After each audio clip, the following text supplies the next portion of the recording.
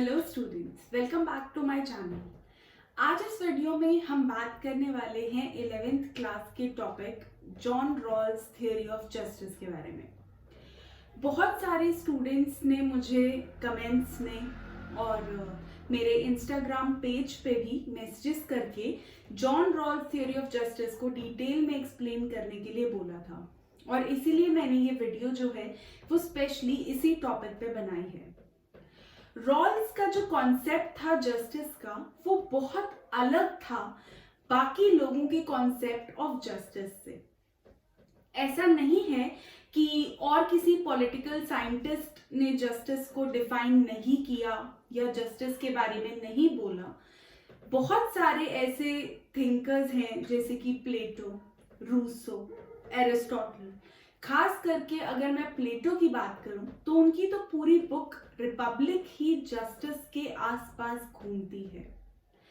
But John Rawls का जो theory of justice है वो बहुत अलग है प्लेटो के कॉन्सेप्ट ऑफ जस्टिस से, और उसी को समझने के लिए आज मैं जॉन रॉल्स की थ्योरी ऑफ जस्टिस की बात करूंगी। सो जॉन रॉल्स ने जस्टिस को डिफाइन किया है as a necessary pre condition. Pre condition एक ऐसी कंडीशन होती है जिसके बिना कोई भी सोसाइटी एग्जिस्ट नहीं कर सकती, या जिसके बिना सोसाइटी का जो कॉन्क्रीट रूट है वो नहीं रखा जा सकता। तो उसी चीज का ध्यान रखते हुए जॉन रॉल्स ने ऐसा कहा है कि जिस भी चीज के बारे में हम बात कर रहे हैं, अगर हम उसे जस्टिस से दूर कर रहे हैं तो उस चीज की एग्जिस्टेंस जो है वो नहीं है या ना के बराबर है। सो इसलिए जस्टिस उनके हिसाब से एक नेसेसरी प्री कंडीशन है जिसके बिना सोसाइटी एग्जिस्ट नहीं कर सकती। रॉल्स कहते हैं कि अगर हम किसी भी चीज को सोसाइटी में जस्टिस से अलग करते हैं तो हम उसका मॉरल असेसमेंट या मॉरल वैल्यू ही छीन लेते हैं। तो अगर किसी चीज की मोरालिटी को हमें जज करना है, अगर किसी चीज में हमें मॉरल वैल्यूज को एम्बाइब्ड रखना है, तो हमें जस्टिस का उसको अंदर होना या जस्टिस को उसके साथ प्रेजेंट करना बहुत ज्यादा जरूरी है। सो रॉल्स के लिए जस्टिस बिल्कुल ब्रीदिंग या एयर या ऑक्सीजन, इन्हीं सब चीजों से रिलेशन रखने वाली एक चीज है जिसके बिना कोई भी सोसाइटी जो है वो एग्जिस्ट नहीं करती। जो बुक का चैप्टर है सोशल जस्टिस क्लास 11th का, वो बहुत क्लियरली बताता है कि जस्टिस एक क्लेम है जो एक इंडिविजुअल करता है ओवर द सोसाइटी, एक ड्यू है जो एक इंडिविजुअल मांगता है from the society. It is nothing else but a due. So अगर मैं उस ड्यू की बात करूं या मैं उस क्लेम की बात करूं जो एक इंडिविजुअल का है ओवर द सोसाइटी, अगर मैं उसे जस्टिस कह रही हूं तो उस ड्यू की एब्सेंस होना इज इनजस्टिस।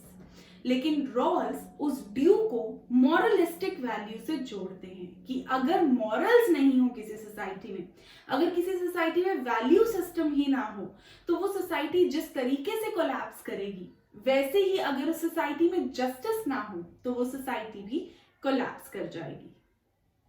और एक बात जिस पे रॉल्स बहुत ज्यादा स्ट्रेस देते हैं या बहुत ज्यादा इंपॉर्टेंट बताते हैं किसी चीज को, वो ये है कि वो ये कहते हैं कि अगर कोई भी सिटीजन या कोई भी कंट्री साइंटिफिकली जितनी मर्जी एडवांस्ड हो जाए, जितनी मर्जी प्रोग्रेस कर ले, लेकिन अगर वहां जस्टिस नहीं है तो उसके जो मेन एलिमेंट्स हैं, जो रूट्स हैं, वो ही खोखली होंगी। तो हर हाल में जस्टिस का किसी भी सोसाइटी में एग्जिस्ट करना बहुत ज्यादा जरूरी है अकॉर्डिंग टू रॉल्स। बुक में जस्ट डिस्ट्रीब्यूशन की भी बात की गई है। अगर मैं उसे भी जॉन रॉल्स की थ्योरी से जोड़ूं तो वो थ्योरी एक ही बात कहती है कि जो डिस्ट्रीब्यूशन है रिसोर्सेज का, लेकिन यहाँ पर जो रिसोर्सेज है वो प्रॉपर्टी, लैंड नहीं है, वो है प्राइमरी गुड्स। जो प्राइमरी गुड्स हैं जैसे कि राइट, पावर, रिस्पॉन्सिबिलिटी, इनका जो है जस्ट डिस्ट्रीब्यूशन होना चाहिए विद इन द सोसाइटी, तभी हम कह सकते हैं कि जस्टिस प्रिवेल करेगी। तो जस्टिस एक ही वे में प्रिवेल कर सकती है जब जो प्राइमरी गुड्स हैं उनका डिस्ट्रीब्यूशन जस्ट वे में किया जाए। और इसके लिए वो प्रोसीजरल जस्टिस को सजेस्ट करते हैं as the best way of bringing justice into the society. और जैसा कि मैंने अपनी जस्टिस वाली वीडियो में एक्सप्लेन किया था, सोशल जस्टिस वाली वीडियो में, कि प्रोसीजरल जस्टिस जो है वो by procedure according to skills, capabilities and talents justice को डिस्ट्रीब्यूट करना है। वैसे ही जॉन रॉल्स कहते हैं कि बाय प्रोसीजर अगर हम स्किल्स, कैपेबिलिटीज, टैलेंट्स को देखते हुए जस्टिस को लाते हैं तो हर हाल में जस्टिस जो है वो सक्सेसफुली सोसाइटी के अंदर वर्क कर पाएगी। Talking about John Rawls own theory of justice, अगर मैं बात करूं जॉन रॉल्स की अपनी थियोरी ऑफ जस्टिस की, तो मैं एक ही चीज पर आऊंगी जिसमें दो पार्ट्स हैं, एक ओरिजिनल पोजीशन और दूसरा well of ignorance. Original position एक इंडिविजुअल को ये चीज समझाती है कि जहां आप ओरिजिनली थे वहां से अगर आपको रिसोर्सेज नहीं प्रोवाइड किए जाते, अगर आपको रिसोर्सेज नहीं मिलते, तो आप किस तरीके से फंक्शन करते विद इन द सोसाइटी।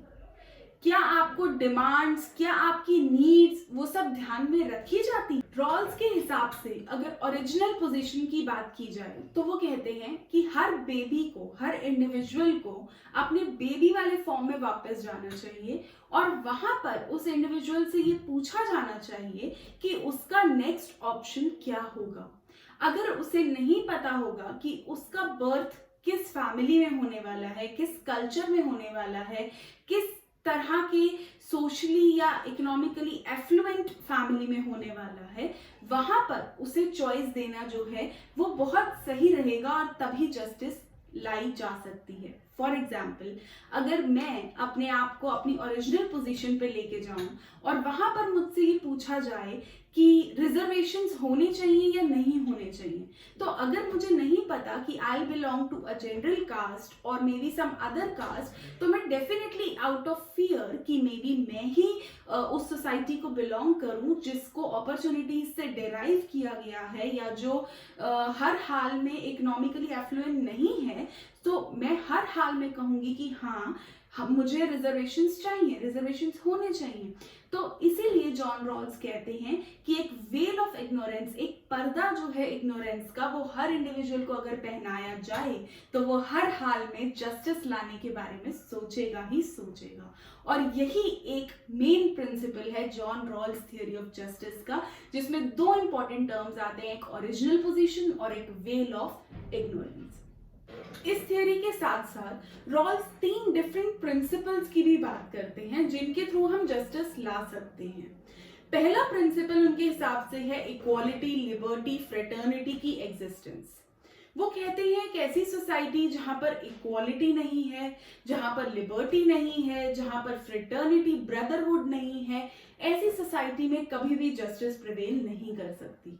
तो इक्वालिटी, लिबर्टी और फ्रेटर्निटी को, तीनों को ही वो बहुत ज्यादा इंपॉर्टेंट मानते हैं। नेक्स्ट चीज जिसको रॉल्स इंपॉर्टेंट मानते हैं वो है इक्वालिटी ऑफ अपॉर्चुनिटी। जैसे कि उन्होंने प्रोसीजरल जस्टिस की बात की, जैसे कि उन्होंने जस्ट डिस्ट्रीब्यूशन की बात की, वैसे ही वो कहते हैं कि अपॉर्चुनिटी को भी इक्वली डिवाइड करना बहुत ज्यादा जरूरी है। हर इंडिविजुअल जो स्किल्स और टैलेंट को पोजेस करता हो, उसको वो अपॉर्चुनिटी मिलनी चाहिए कि वो उस पावर को या तो हासिल कर सके या फिर हासिल करने की कोशिश कर सके। सो वो अपॉर्चुनिटी उस इंडिविजुअल को जरूर मिलनी चाहिए। और तीसरी बात जो रॉल्स करते हैं वो है डिफरेंस प्रिंसिपल की। वो कहते हैं कि इक्वल्स को इक्वली ट्रीट करना जरूर जस्टिस है, लेकिन अनइक्वल्स को भी अनइक्वली ट्रीट करना जरूरी है। सो इस चीज का एग्जाम्पल मैंने आपको एक रेस का एग्जाम्पल देते हुए समझाया था कि अगर एक स्पेशली एबल्ड चाइल्ड को मेरे साथ भगाएंगे तो that is not the right criteria of judgement, but अगर हम उसको कुछ स्पेशल लिबर्टी, स्पेशल पर्क्स दे देंगे, so that is the kind of liberty या काइंड ऑफ जस्टिस जो हमें अपनी सोसाइटी में चाहिए। तो अनइक्वल्स को कभी कभी अनइक्वली ट्रीट करना भी जो है वो जस्टिस होती है। यही था जॉन रॉल्स का principle of justice. I hope आपको ये समझ में आ गया होगा। इसके नोट्स आपको इस वीडियो में मिल जाएंगे जिसका लिंक ये रहा। सो आप इसे जाकर देख सकते हैं। सोशल जस्टिस की वीडियोस भी जो है वो मेरे चैनल पर हैं। ये उनका लिंक है, तो आप जाकर के उन्हें देख सकते हैं। आप बहुत अच्छे से समझने की फिर से कोशिश कर सकते हैं। मैंने इस वीडियो में भी आपको समराइज कर दिया है। इसके बाद भी अगर आपको कुछ डाउट्स होते हैं तो आप फिर से कमेंट सेक्शन में या फिर जो इंस्टाग्राम पेज है वहां पर लिख सकते हैं। So if you like the video please like share and comment on it. और इंस्टाग्राम पेज को जरूर फॉलो कर लीजिए अगर आपने नहीं किया है तो। फेसबुक पेज को भी जरूर फॉलो कर लीजिए और इस चैनल के साथ जुड़े रहिए। Thank you.